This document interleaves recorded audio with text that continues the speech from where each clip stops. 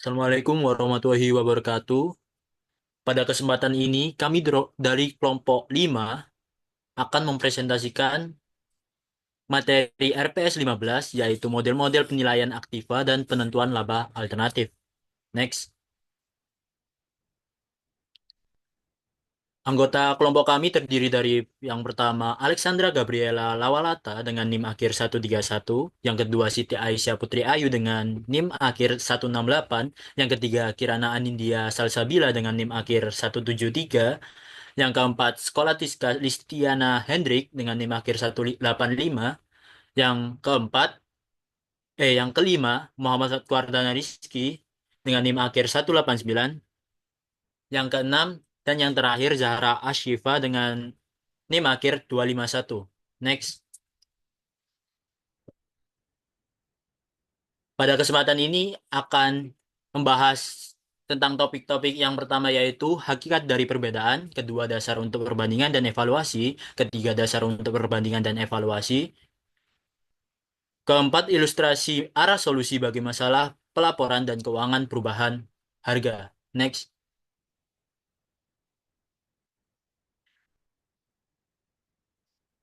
Yang pertama yaitu hakikat dari perbedaan. Next.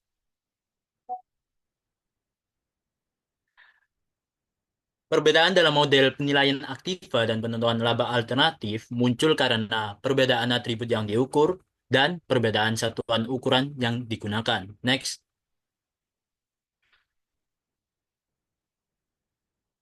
Yang selanjutnya yaitu atribut-atribut yang akan diukur. Atribut mengacu pada apa yang sebenarnya dinilai dari aktiva atau kewajiban, yaitu yang pertama biaya historis mengacu pada jumlah kas atau setara kas yang dibayarkan saat perolehan aktiva, yang kedua biaya penggantian mengacu pada jumlah kas yang dibutuhkan untuk memperoleh aktiva serupa saat ini, yang ketiga nilai bersih yang dapat direalisasikan mengacu pada estimasi kas dari penjualan aktiva atau pembayaran kewajiban saat ini, yang keempat nilai kapitalisasi atau nilai sekarang mengacu pada nilai sekarang dari arus kas masa depan dari penggunaan aktiva atau pelunasan kewajiban. Atribut dapat diklasifikasikan berdasarkan yang pertama menurut apa yang menjadi fokus di masa lalu, kini, dan masa depan. Yang kedua menurut jenis transaksi yang menimbulkannya. Yang ketiga menurut sifat dari peristiwa yang mengawali pengukuran. Next. Yang selanjutnya yaitu satuan-satuan ukuran. Satuan ukuran ada dua jenis, yaitu yang pertama satuan uang yang digunakan dalam laporan keuangan konvensional, yang kedua satuan tingkat daya beli, yang menjadi alternatif yang penting di negara dengan inflasi tinggi karena mengakui perubahan harga umum atau inflasi. Next, yang selanjutnya akan dijelaskan rekan saya. Baik, untuk topik selanjutnya yaitu terkait dengan dasar untuk perbandingan dan evaluasi. Bisa di next. Jadi, apa sih sebenarnya maksud dari kalimat dasar untuk perbandingan dan evaluasi? Jadi, ini itu bisa dijadikan kriteria gitu atau ukuran yang digunakan untuk menilai dan juga membandingkan kualitas atau kesesuaian suatu model. Kalau dalam materi ini itu dalam model-model penilaian aktiva. Nah, poin-poin yang pertama itu ada kesalahan waktu. Jadi, kesalahan waktu ini terjadi ketika transaksi yang seharusnya itu dicatat di periode tertentu, justru dicatat di periode yang berbeda. Misalnya, pendapatan bulan Januari baru dicatat di bulan Februari. Sehingga idealnya adalah nilai atau transaksi itu diakui dan dicatat di laporan keuangan pada saat periode terjadinya perubahan tersebut. Nah, yang kedua, ada kesalahan satuan pengukuran. Jadi, jenis kesalahan kedua dalam evaluasi model akuntansi itu tentang cara nilai itu dinyatakan dalam laporan keuangan.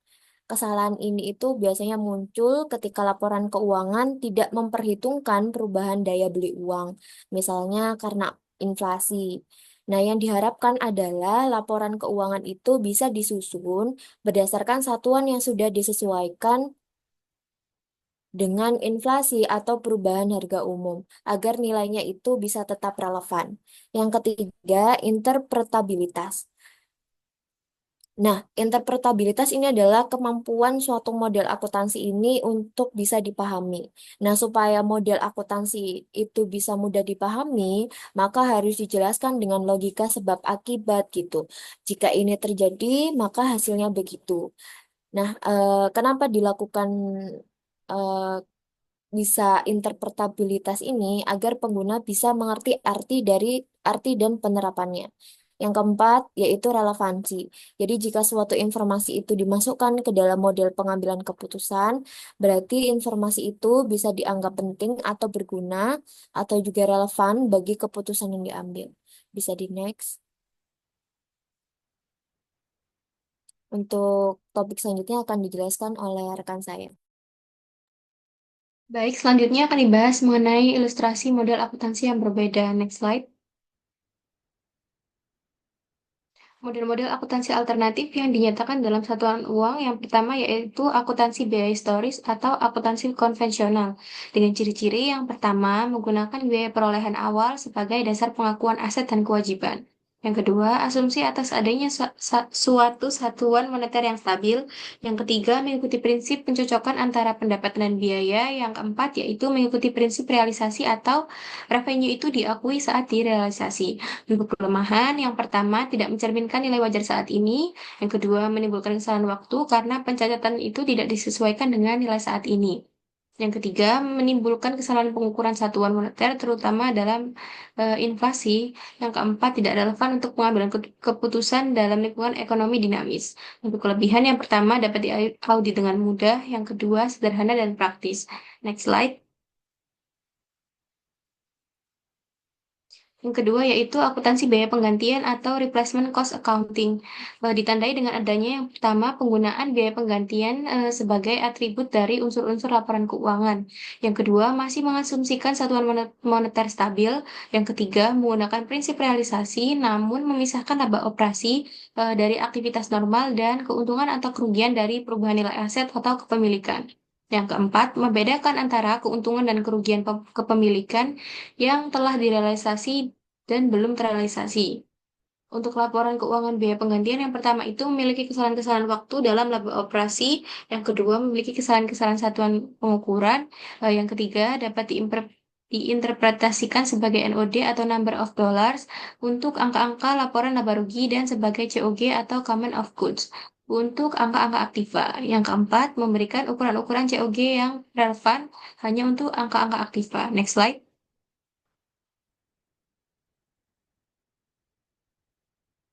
Selanjutnya yaitu akuntansi nilai bersih yang dapat direalisasikan atau net realizable value accounting. Ditandai dengan adanya yang pertama penggunaan nilai bersih yang dapat direalisasikan sebagai atribut dari unsur-unsur laporan keuangan. Yang kedua ada asumsi atas satuan moneter yang stabil. Yang ketiga ditinggalkannya prinsip realisasi. Yang keempat dikotomisasi laba operasi serta keuntungan dan kerugian kepemilikan. Untuk laporan keuangan nilai bersih yang dapat direalisasikan, yang pertama itu tidak memiliki kesalahan-kesalahan waktu, yang kedua memiliki kesalahan-kesalahan satuan pengukuran, yang ketiga dapat diinterpretasikan sebagai NOD untuk laba bersih dan sebagai COG untuk angka-angka aktiva, yang keempat memberikan ukuran COG yang relevan bagi angka-angka aktiva. Selanjutnya akan dijelaskan oleh rekan saya.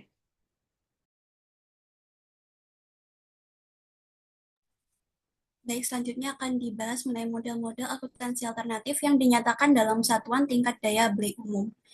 Nah, pendekatan ini tuh mempunyai 3 pendekatan akuntansi. Yang pertama ada akuntansi biaya historis. Ciri-ciri dari akuntansi biaya historis itu yang pertama penggunaan biaya historis sebagai atribut dari unsur-unsur laporan keuangan. Yang kedua penggunaan tingkat daya beli umum sebagai satuan ukuran. Dan yang ketiga prinsip kecocokan. Dan yang keempat adanya prinsip realisasi. Nah untuk laporan keuangan biaya historis itu yang pertama tuh memiliki kesalahan-kesalahan waktu. Yang kedua tidak memiliki kesalahan-kesalahan satuan pengukuran. Yang ketiga dapat diinterpretasikan, dan yang keempat, memberikan ukuran-ukuran COG yang relevan hanya untuk angka-angka kas, seperti aktiva dan kewajiban moneter.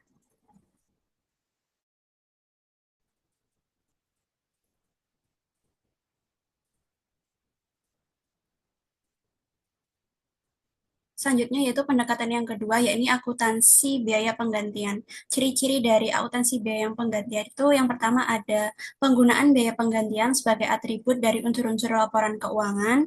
Yang kedua, penggunaan tingkat daya beli umum sebagai satuan ukuran. Lalu prinsip realisasi. Yang keempat, dikotomisasi laba operasi serta keuntungan dan kerugian kepemilikan real yang terrealisasi. Yang terakhir, dikotomisasi keuntungan dan kerugian kepemilikan real, baik yang terrealisasi maupun yang belum terrealisasi. Nah, untuk laporan keuangan dari biaya penggantian itu yang pertama memiliki kesalahan-kesalahan waktu, yang kedua tidak memiliki kesalahan-kesalahan satuan pengukuran, yang ketiga dapat diinterpretasikan, dan yang terakhir memberikan ukuran-ukuran COG yang relevan dalam pasar masukan. Yang terakhir yaitu pendekatan akuntansi nilai bersih. Ciri-ciri dari pendekatan ini tuh menggunakan nilai bersih yang dapat direalisasikan sebagai atribut dari unsur-unsur laporan keuangan. Yang kedua, penggunaan tingkat daya beli umum sebagai satuan ukuran. Yang ketiga, ditinggalkannya prinsip realisasi. Yang keempat, dikotomisasi laba operasi serta keuntungan dan kerugian kepemilikan real. Dan yang terakhir, dikotomisasi keuntungan dan kerugian real, baik yang direalisasi maupun yang belum direalisasi. Kemudian laporan keuangan dari pendekatan ini tuh yang pertama tidak memiliki kesalahan-kesalahan waktu, yang kedua tidak memiliki kesalahan-kesalahan satuan pengukuran, kemudian dapat diinterpretasikan, dan yang terakhir memberikan ukuran-ukuran COG yang relevan dalam pasar keluaran. Selanjutnya akan dijelaskan oleh rekan saya. Baik, selanjutnya akan dibahas mengenai solusi bagi masalah pelaporan dan keuangan perubahan harga. Next.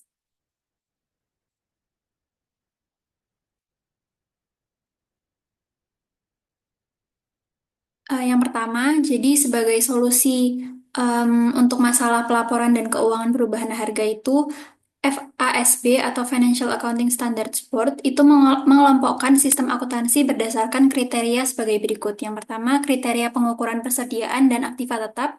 Itu ada metode biaya historis, metode biaya reproduksi saat ini, metode biaya penggantian saat ini, metode nilai bersih yang dapat direalisasi, metode nilai bersih yang dapat direalisasi dari ekspektasi arus kas di masa depan, metode jumlah yang dapat diperoleh kembali, metode biaya saat ini, dan metode nilai dari bisnis. Next. Lalu yang kriteria yang kedua yaitu konsep pemeliharaan modal. Ada dua konsep atau dua sistem. Yang pertama yaitu pemeliharaan modal keuangan dan yang kedua pemeliharaan modal fisik.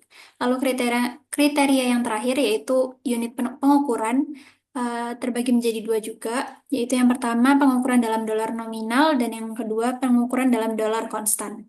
Selanjutnya akan dijelaskan oleh rekan saya.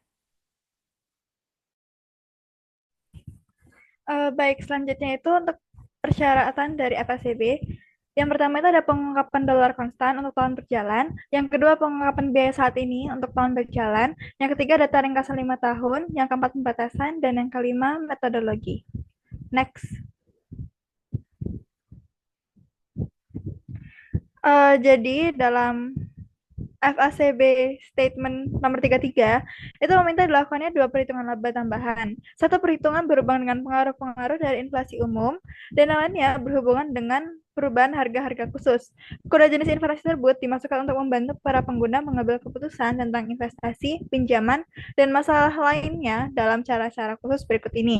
Yang pertama itu ada penilaian arus kas pada masa mendatang, yang kedua penilaian kinerja perusahaan, yang ketiga penilaian erosi kemampuan operasional, dan yang terakhir itu penilaian erosi tingkat daya beli umum. Next. Baik, sekian presentasi dari kelompok kami. Terima kasih atas perhatiannya.